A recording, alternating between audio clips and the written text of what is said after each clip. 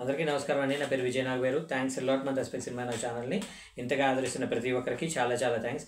Again came back with one more క్రీవ్ requirement అండి. ఇది వచ్చేసి డైరెక్షన్ డిపార్ట్మెంట్ కావాలంట, రైటర్లు కావాలంట, మ్యూజిక్ క్రియేటర్స్ కావాలంట. సో మీరు వేరైనా అప్రోచ్ అవ్వాలి అనుకున్నట్లయితే వీళ్ళ కాంటాక్ట్ డీటెయిల్స్ అనేది నేను మీకు చెప్పే ప్రయత్నం చేస్తాను.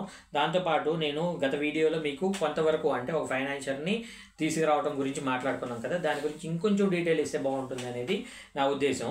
సో దీనికి ఇప్పుడు ఫర్ ఎగ్జాంపుల్ మీరు నా దగ్గరికి ఒక ₹1,00,000 పెట్టే ఒక ప్రొడ్యూసర్ని తీసుకొని వచ్చారు, దాంతో మనం ఒక షార్ట్ ఫిల్మ్ చేసాం. లేదంటే 10 లక్షలు పెట్టి ఒక ప్రొడ్యూసర్ని తీసుకొని వచ్చారు, దాంతో ఒక యూట్యూబ్ సిరీస్ చేసాం. లేదంటే ఒక 50 లక్షల ₹1,00,00,000 పెట్టి ఒక ప్రొడ్యూసర్ని తీసుకొని వచ్చారు, దాంతో మనం సినిమా చేసాం. దానివల్ల మీకు ఎలా ఉపయోగపడుతుంది అనేది మీ ప్రశ్న అయితే దానికి నేను వివరంగా సమాధానం చెప్పే ప్రయత్నం చేస్తాను. ఇప్పుడు ఫర్ ఎగ్జాంపుల్ ₹1,00,000 పెట్టి ఒక ఫైనాన్షియర్ను ప్రొడ్యూసర్ను మీరు నా దగ్గరికి తీసుకొని వచ్చారు.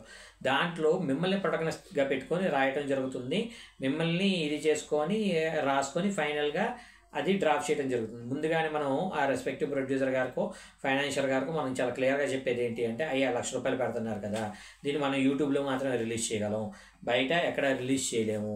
మహా అయితే మనం ప్రసాద్ ల్యాబ్స్ లాంటి దాంట్లో ప్రివ్యూ వేసుకొని చూసుకోవచ్చు, దానికి కూడా మనం ఏదో డబ్బులు కట్టి మనం ప్రివ్యూ వేసుకోవాలి అనేది చెప్పి మనం ఇది చేసుకోవచ్చు. సో ఆ ₹1,00,000 మనం వాళ్ళకు షార్ట్ ఫిల్మ్ చేసిస్తాము, ₹1 కూడా రిటర్న్ రాదు. అదే మన రెస్పెక్ట్ సినిమా ఛానల్లో పెట్టుకున్నట్లయితే దానికి ఆ పర్టికులర్ వీడియోకి ఎంత అమౌంట్ అయితే వస్తుందో ప్రతి నయా పైసా కూడా నేను మీకు రిటర్న్ అవ్వడం జరుగుతుంది. అసలు ఎక్స్ట్రీమ్ ఎంత రావచ్చు సార్ అంటే ₹1,00,000 అయితే రాదు, ఒక 10,000 20,000 రావచ్చు. ఆ 20,000 అయితే నేను నీకు రిటర్న్ ఇచ్చేయడం జరుగుతుంది. ఆ particular video depends on viewership బట్టి. సో నేనేమంటాను అంటే, లేదు యూట్యూబ్ సిరీస్ చేద్దాం అనుకుంటున్నాను, 10 లక్షలు పెట్టే వాళ్ళని మీరు తీసుకొని వచ్చారు, వాళ్ళతో మనం యూట్యూబ్ సిరీస్ చేస్తాం, మిమ్మల్ని ప్రొటగనిస్ట్ క్యారెక్టర్గా రాసుకొని ఆ సిరీస్ చేయడం జరుగుతుంది. లేదు సినిమా చేస్తాం, ఆ సినిమా మిమ్మల్ని ప్రొటగనిస్ట్గా పెట్టుకొని సినిమా చేయడం జరుగుతుంది. సో సినిమా చేసిన తర్వాత ఇక్కడ సింపుల్ థింగ్ ఏంటంటే, మీరైనా నేనైనా హిట్ కోసమే ప్రయత్నిస్తాం. మీకు హిట్ అవసరం లేదో కానీ నాకు హిట్ అనేది చాలా కంటే చాలా ఎక్కువ అవసరం. ఎందుకు అంటే 23 సంవత్సరాల నుండి వర్షన్ రైటర్ అని చెప్పుకోవడం కన్నా కూడా ఈ పర్టికులర్ సినిమాకి టైటిల్ కార్డ్ రైటర్ అని చెప్పుకోవడం అనేది నాకు చాలా గౌరవంగా ఉంటుంది, గర్వంగా ఉంటుంది, చాలా మర్యాదగా కూడా ఉంటుంది. అలాంటి ఒక పర్టికులర్ సినారియోలో నేను మీకోసం కాకపోయినా నా కోసం ఎక్కువ కష్టపడతాను. ఈ సినిమా తర్వాత నాకు 10 సినిమాలు వచ్చే స్థాయిలో నేను నా పెన్ పవర్ అనేది చూపిస్తాను. అద్భుతంగా మాటలు రాయటం కావచ్చు, దాన్ని ఎక్స్ట్రీమ్ లెవెల్లో ఎగ్జిక్యూట్ చేయడం కావచ్చు, ఇది మొత్తం కూడా నేను మీకు చేసేస్తాను. చేసేవటం ద్వారా లెట్ అస్ అస్యూమ్ మీ పేరు ఒక మంచి సినిమా బయటకు వెళ్ళింది అనుకోండి, ఆ సినిమా పేరు ఉయ్యాల జంపాలనుకుందాం, సో రాజ్ తరుణ్ మీరు అవుతారు. లేదు ఆ సినిమా పేరు అర్జున్ రెడ్డి అనుకుందాం, మీ పేరు విజయ్ దేవరకొండ అయింది. లేదు మీ పేరు మనం చేసిన సినిమా పెళ్లి చూపులు అనుకుందాం, మీ పేరు విజయ్ దేవరకొండ అయింది. ఇక్కడ సింపుల్ థింగ్ ఏంటి అంటే, నేను చేసే సినిమా అనేది మీకోసం కాకపోయినా నా కెరీర్ గ్రాఫ్ మారేలాగా.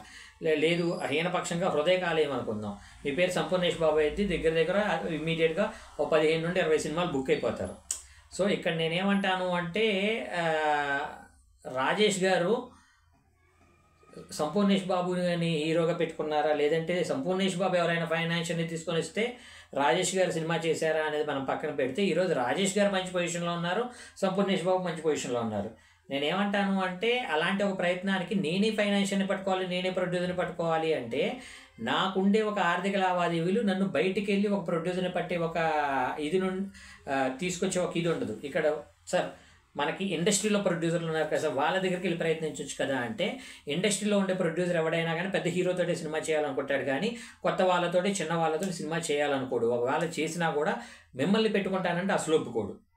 ఎందుకంటే ఇక్కడ మీ వల్ల నాకు కనీసం ముఖ పరిచయం లేదు, పైసా ప్రయోజనం లేనప్పుడు మీ గురించి నేను ఎందుకు ఆలోచిస్తాను.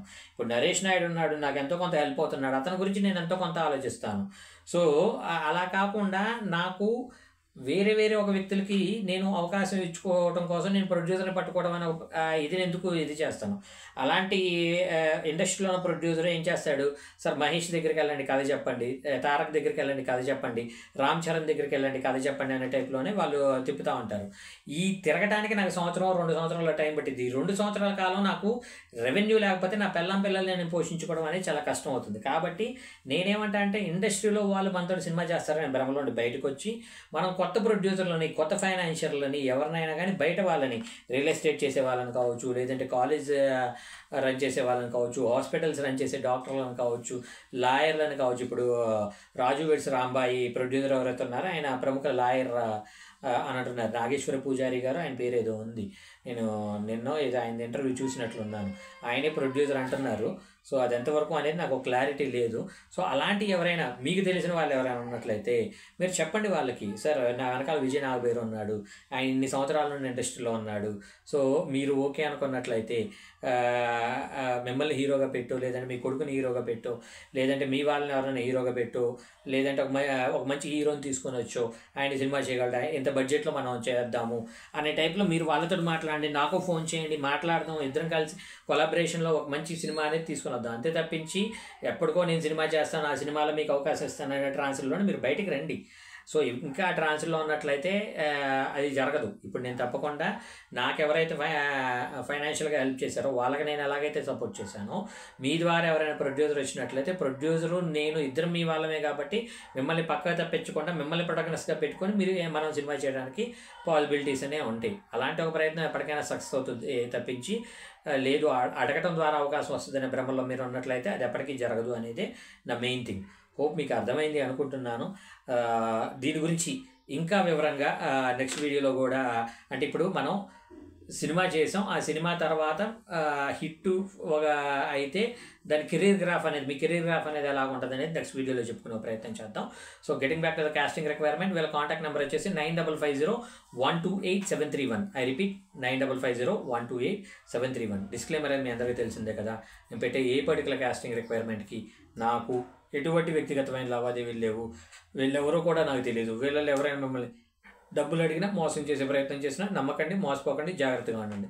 వీడియో నచ్చిందా లైక్ చేయండి, వీలైనంత ఎక్కువ మందికి షేర్ చేయండి. ఎవరైతే సబ్స్క్రైబ్ చేసుకోకుండా చూస్తున్నారో please do subscribe. Thank you and all the best.